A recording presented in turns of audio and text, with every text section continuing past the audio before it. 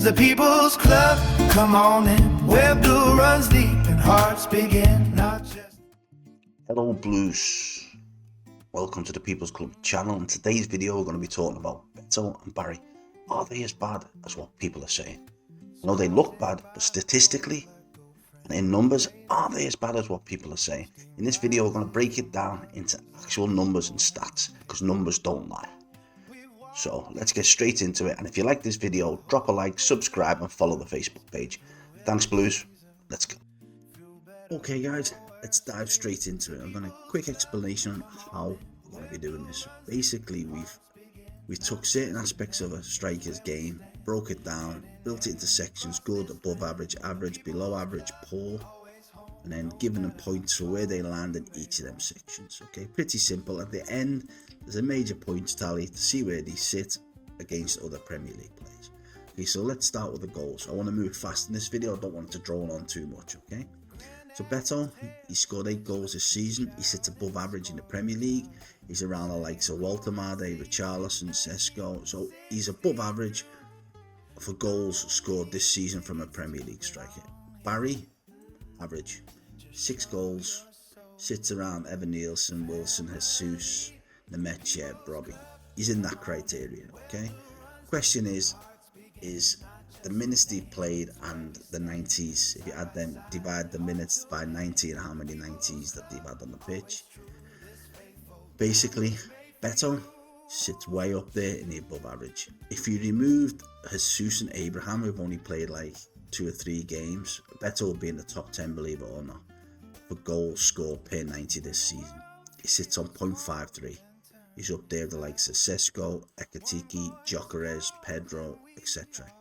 Okay, so if he'd have played the same amount of time here, the 25 game equivalent, as Sesko and Ekatiki, he'd have scored 13 goals, the same as them. Okay, just a good average, believe it or not. It's pretty decent. Some good players around them. Barry, on the other hand, below average. Okay, you get 0.31 goals per 90 out of the guy. Okay, even if he'd have played the same amount of games, he'd have only been on 8 goals. Okay, I mean, you got some players down there with from Solanke, Jesus from Forest, Evan Nielsen. I mean, Strand Larsen, it's pretty damn poor. I mean, the lap broke. I mean, we're talking about signing these players this season, and when it comes to actual goals per 90 this season, they've been poor. Right, the lap still played 10 games this season, believe it or not, and he's only scored 1 goal. Anyway, let's move on from the goals now. They've got the points there, 8 and 4. That'll go to the tally at the end. Let's talk about shots. Shots are important. It tells you if the striker's getting in a position to be able to get a shot off on the goal itself. Okay, so let's see first average shots per game. Beto sits in the average area, 20th place. He gets an average of 2.53 shots per game. Okay, he's down there with Mateta, Calvert-Lewin, Tell. I mean, Pedro and Watkins, they're below him, believe it or not. Barry, poor. Okay, he's only averaging 1.78 shots per 90, which is pretty damn poor. He's down there with Broker, Walter, Larson, etc. But this, again, there's still big names down there with him who are having a poor season also by the looks of it. Okay, but it's okay them getting the shot off on goal, but how accurate are they? How often do they hit the target when they get the shots off? Beto, above average, believe it or not. He gets 42% of his shots off on goal per match. It's pretty decent. He's up there with Watkins, João Pedro, Zia Fleming from Burnley. I mean, Haaland's not that far off if you look at it that way. The percentage of shots on target, he's pretty decent. I mean, Beto's sitting above João Pedro from Chelsea. You know, Gyökeres. But you know what the funniest one is? Ekatiki from Liverpool. 65 shots, he's only hit the target 19 times. 30%, that's absolutely piss poor. Okay, Barry sits in 29th position. Not great. Below average. Okay. So again, they're given the points, 4 points, 8 points for where they finish in the table. That'll go to the tally at the end. Now let's talk about aerial duels. Aerial duels for attempted. Barry and Beto are the 2 best strikers in the league, basically. Average duels attempted per 90.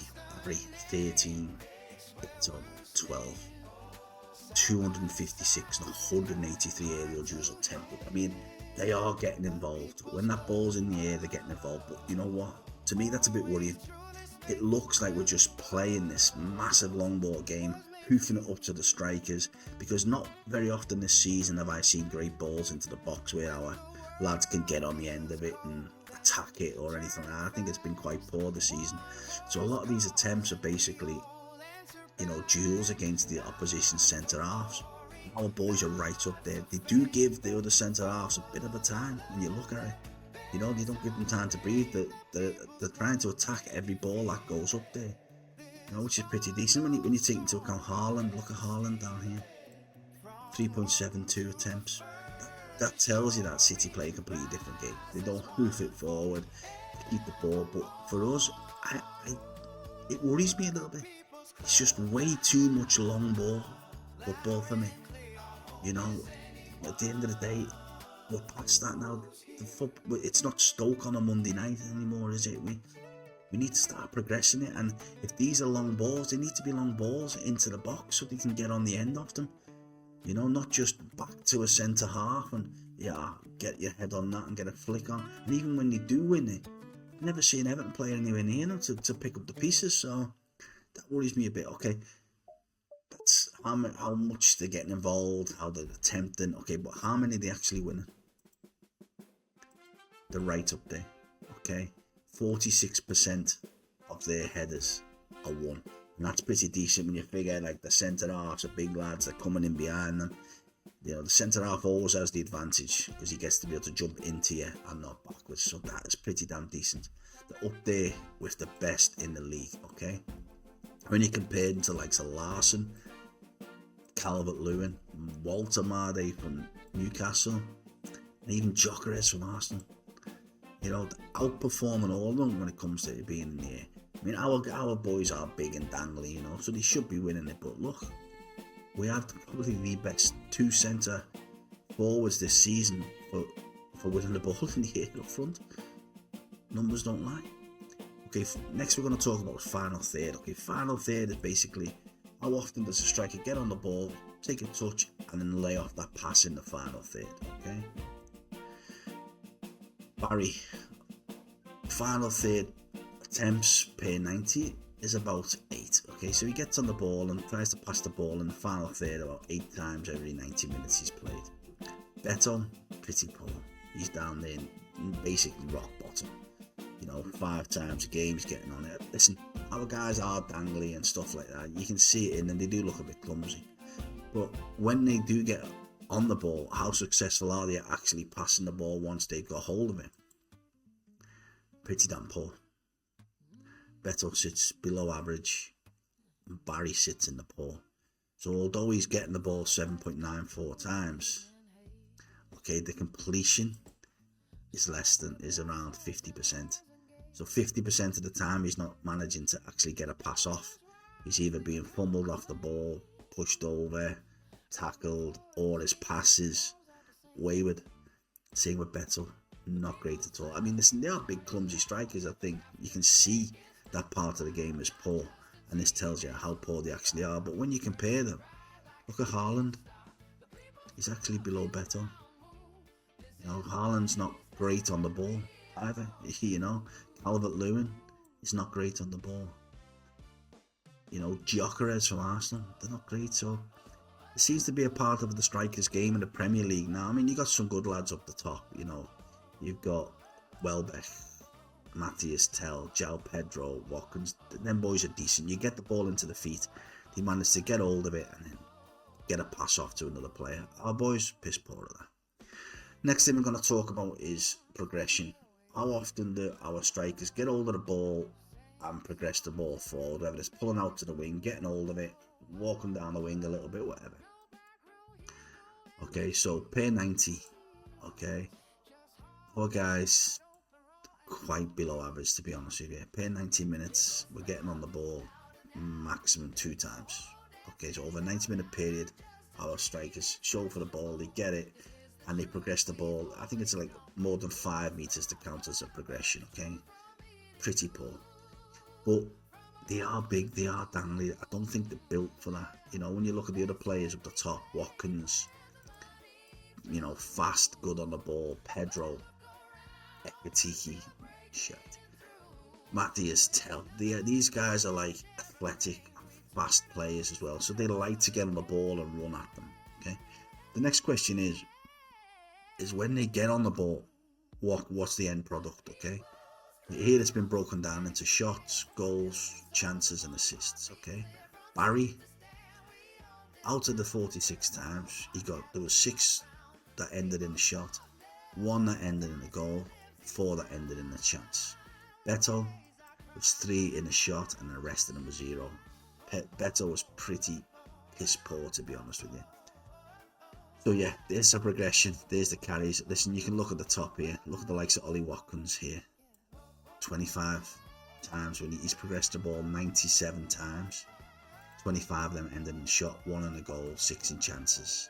You know, so you can just see the difference between the strikers. Haaland, 24. 5 have ended in goals, 5 have ended in chances. So them boys like to get on the ball, turn and run at the defence, you know.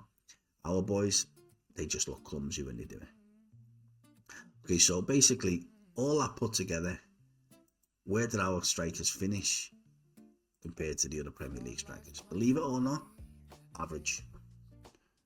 Our boys are just average Premier League strikers. They're not great, they're not piss poor, they're just average. You know, that's just where they stand. You know what I mean? It's is what it is. Stats and numbers don't really lie. You know, your eyes can be a bit deceiving, your emotions can get the better of you sometimes, but listen, that's where they sit. They sit in the average section. Look, there's Gyökeres from Arsenal, Evan Nielsen from Bournemouth. Look who's below them. The Lap, Havertz. Look at Waltermande from Newcastle, piss poor. Larson, poor.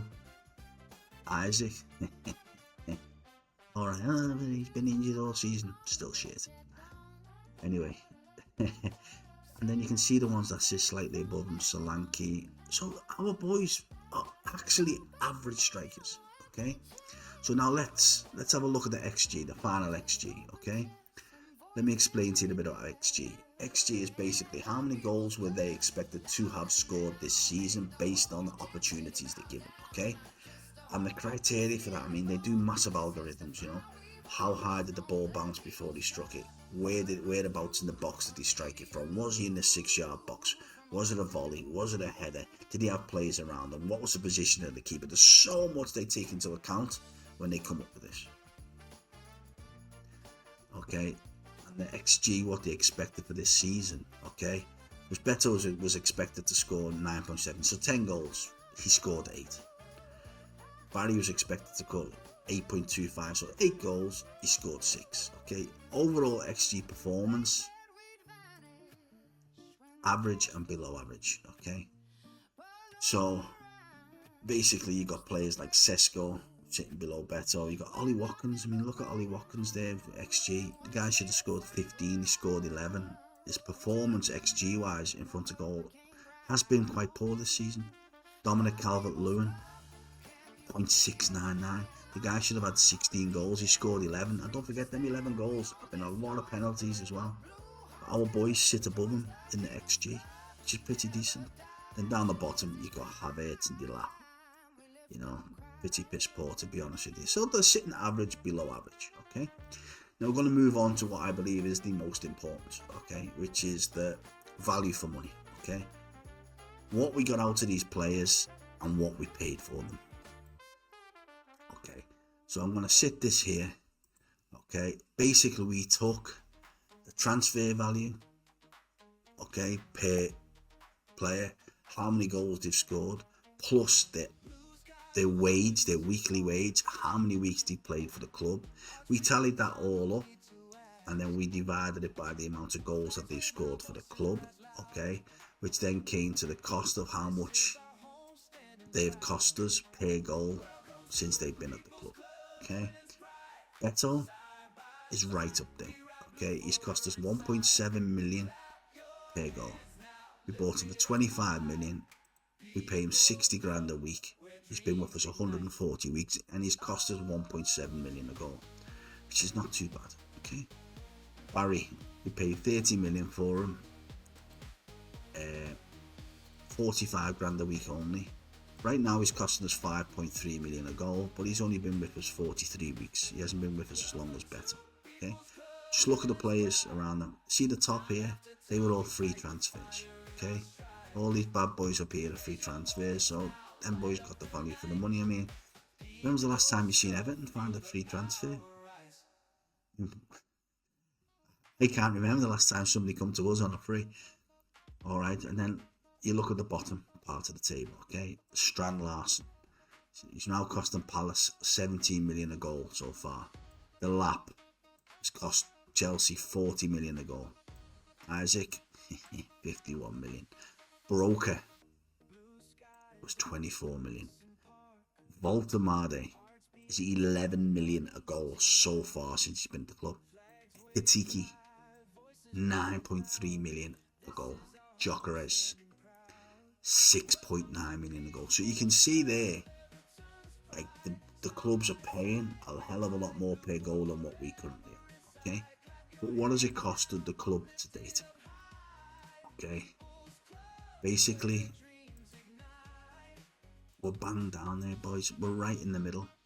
You know, it's only cost us £65 million to date. Okay, and we've got 25 goals out of the boys. So we're bang average. We paid little for them, and the wages are low. So basically, what we're paying for, we're actually getting from them. You know, we actually, you look at that there, okay? 14 goals between the two of them this season cost us 60 million, okay? Here, Mateta, it's cost them, the club, 24 million to date. You know, Calvert-Lewin, they got a good deal on them, fair enough, okay? But you look above them, Pedro, he scored 14 goals, right? Both our strikers together have scored 14 goals. Pedro scored 14 goals, but he's cost them 70 million to date. He's cost them 5 million a goal. I mean, you got to put this into perspective. Gyökeres, he scored 12 goals. Okay, our two strikers have scored more than him together. Okay, he's cost them 83 million so far. So we're getting what we paid for. We haven't not overpaid at all whatsoever. Believe it or not, per goal for what we paid, we're right up there. You know, the question is, can we afford to pay all this big money? I don't think we can. I think we're looking at what we get. What we see is what we get. You know, Isaac was 145 million. You know, some of the strikers below us here, Broker, Awonyi, Abraham, Robbie, etc., etc. But above us, you know, Matthias Tell from Tottenham, it's cost the club 37 million to date. It's cost them 12 million a goal. The Lap, I mean, just look at some of these numbers. And our guys have outperformed them and scored more goals than them. So, you know, when we're all getting emotional saying they're the worst strikers in the league, they're absolutely shite, they're pathetic, you know, they wouldn't get into any other team. The numbers tell you they would. It's that simple, okay? The numbers tell us we get what we paid for them, we've got more than enough from them so far. Okay, really we have. Yes, they don't look great to the eye sometimes, they look clumsy, but I also believe, you know, we don't play to our strikers' strengths. You know, like I said to you before, we don't cross that ball. We don't have somebody on that wing that puts that whips that ball in and says, go on boys, attack it, get on the end of it, cause problems. I've hardly seen that this season. You know, we're expecting these 6'4", 6'5" strikers to play a different game to what benefits them. You know, maybe that's what we need to start looking in. You know, play to their strengths. You know, we've got Ndiaye on one side, hopefully Grealish back and we keep him for next season. We've got Dewsbury Hall running through the middle. We're going to talk about them in another video, you know, compare them to from their aspect of the game, how they compare against the Premier League's best, But, are we playing to the strengths? Do you see and Dyer run down that wing down the byline to the quarterback and just whip that ball in? I don't. McNeil used to do it when we played him on the left. When he was one of our better assistant players, wasn't he? He used to run down that left. He used to whip the ball in, but instead we're playing him on the right, and he's cutting in and he can't put a cross in.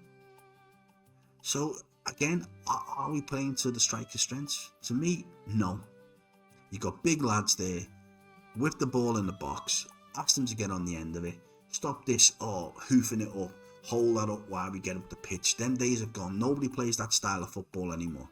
It's a piss poor style of football. Always has been. Always will be. So again, do we look at the manager for that? Is he the one that's telling them to play this style of football, or are they just going about doing it themselves? Okay, so as you can see, boys, we're getting the value for our money for what we paid for them. Like whatever it was, 55 million for the two of them. It's absolutely nothing. It's nothing. We're getting goals from them. We got a total of 25 goals from the two of them so far. We got 14 goals from the two of them this season. And when you add it to, how many goals have been scored this season, look. João Pedro 14. Our boys have scored 14 between them. So they're matching João Pedro's, they're matching Chelsea's goal scorer. Danny Welbeck, he's totally overrated. He's having one good season. If you look at his overall XG, that guy, since he's been in the Premier League, has averaged 5 goals a season. He's having one good season. Everybody's calling for him to be in the England squad. Absolute bullshit. Okay, he's having one good season out of the last, whatever it was, 15 seasons. You go back and you look at his history, he's absolutely piss poor as a striker. Okay, Gyökeres, he scored 12. Our boys have scored 14 goals between them. 14 goals. Ekitike from Liverpool, you've got his 11, and you've got Isaac's 3. That's 14 goals. Our strikers have scored 14 goals between them. And we didn't pay anywhere near it. They paid 95 for Ekitike and 100 and whatever it was, 45. They spent 250 million, and our strikers this season have scored just as many goals as them two. But we're constantly slating them, saying they're shite, you're the worst fucking strikers in the Premier League. They're not. And for what we paid for them, we are getting the value for money. Do we need to get better strikers? Do we need to look at a different style of game? We're always looking for these 6'4", 6'5" strikers. If that's the style of football Moyes is going to play, then we might see the same again with the next buy. But don't we need to mix it and match it a bit, Have a lad up front who's fast and athletic that can, bring a different perspective to the game. Then have a big lad up there who plays in a certain type of game where we know he's going to bully the centre halves. We need to have that balance. Right now we've got 2 big dangly things sitting up front, and we don't have any other options around them. But when it comes to money and how they perform and what we've got out of them this season, you can't knock it. I'm telling you right now, you cannot knock the 14 goals they've got this season. Tally up all Tottenham's goals. Solanke, 3. Richarlison, 9. Okay, that's 12 goals. And where's the other guy as well? What's his name? Tell. 3 goals from Tell. 15 goals from 3 strikers. Okay? 3 strikers, 15 goals. 35 million. 58 million. And where's Solanke? Where did he go? There. Okay. 64 million. Come on, guys. Our 2 strikers have scored the same or more goals than other team strikers this season. The stats don't lie, the numbers don't lie. But anyway, listen, I think I've talked too much now, so hope you enjoyed the video. If you did like the video, guys, please drop a like, follow us on Facebook, and subscribe to our new YouTube channel. We need your help. We're trying to build up. There's going to be more videos like this coming, especially when it comes to the rest of the team, midfielders, forwards, defenders. So be able to see, not of our own emotional eyes, but with stats and numbers, how we perform against other Premier League teams. Okay, thanks for watching, guys. I really appreciate it. Up the toffees. See you later. The People's Club, come on in, where blue runs deep and hearts begin.